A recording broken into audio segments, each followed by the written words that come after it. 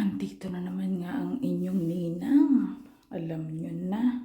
So, ayan. Meron tayong social na labahan ni Ninang, di ba? Ang ating bed cover ay ating, kasi ayoko masira ang ating washing machine. Kaya yan ay i-hand wash natin. Sinoko na siya kanina.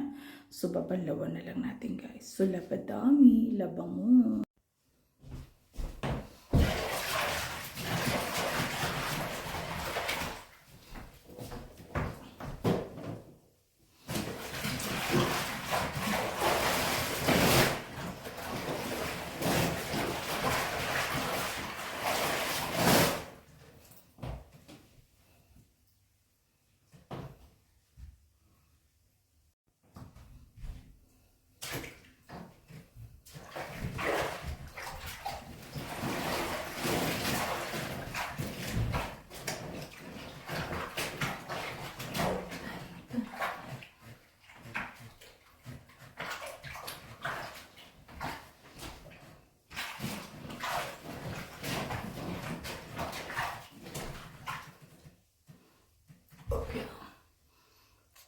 Wait lang, guys.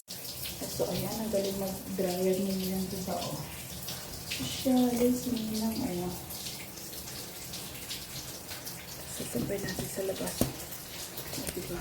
Ang inyong labandera. Ay, nahulog ang kalabaw, umikot. Ayan. Hindi ko siya nakikita. Ayan.